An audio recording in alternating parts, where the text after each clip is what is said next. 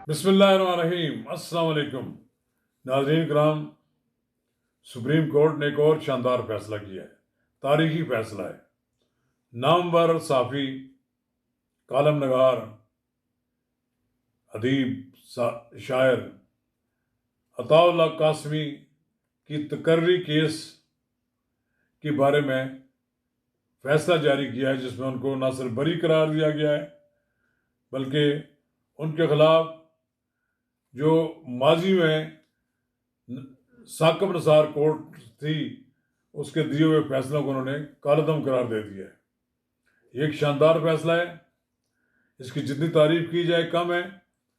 एक ऐसे जर्नलिस्ट को जिसका पूरा कैरियर हक व सदाकत की आवाज़ को बुलंद करना था, बड़े बड़े शानदार कालम लिखे उन्होंने, और उन्होंने महज ज़ाती अनात की बुनियाद पर उनके खिलाफ ऐसे फैसले किए गए कि जो उन्होंने जुर्म की नहीं किए थे वो भी उनके खाते में जुर्म डाल दिए गए और उनको ज़हनी अजियत पहुंचाई गई।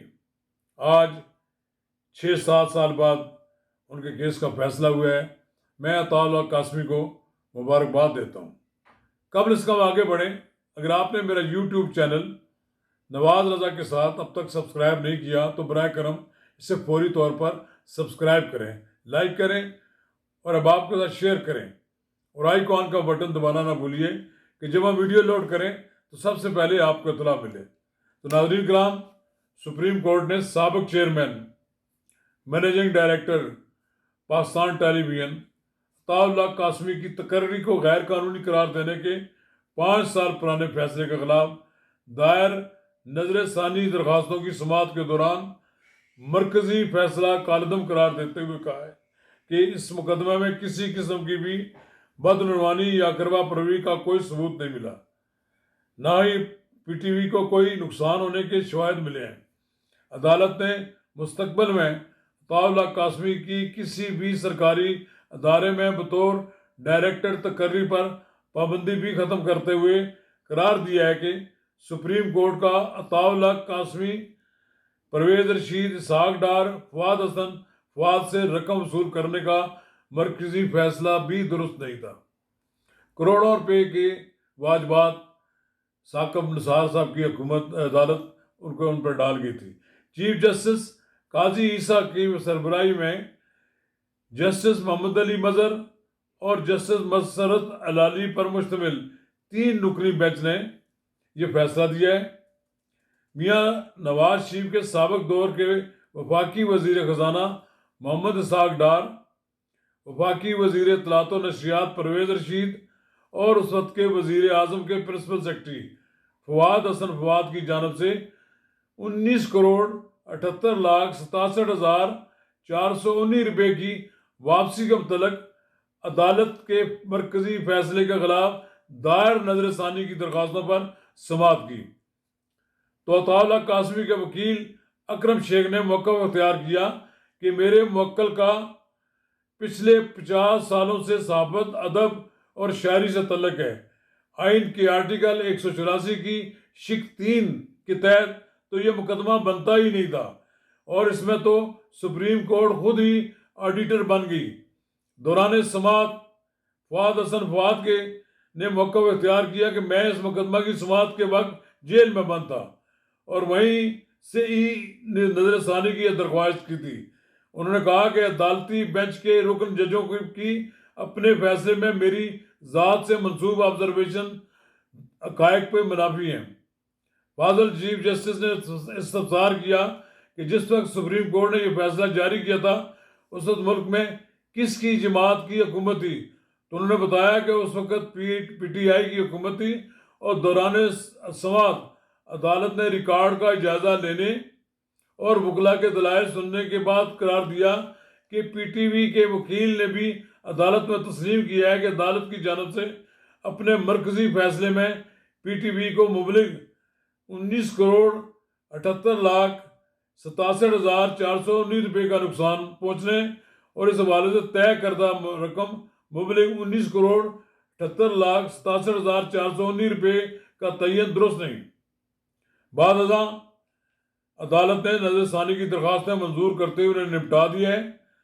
साबिक वज़ीर आज़म इमरान खान के दौरे हुकूमत में उस वक्त के चीफ जस्टिस साकिब निसार ने एक और मुकदमा की समाअत के दौरान अताउल्लाह कासमी की बतौर chairman managing director Pakistan television corporation की तकर्री के खिलाफ आज खुद नोटिस दिया था, जिसके बाद साकिब निसार ही की सरबराही में जस्टिस उमर अता बंदयाल और जस्टिस एजाजुल असर पर मुश्तमिल 3 रुकनी बेंच ने 8 नवंबर 2018 को केस का फैसला जारी करते हुए अताउल्लाह कासमी की तकर्री को गैर कानूनी करार दिया था।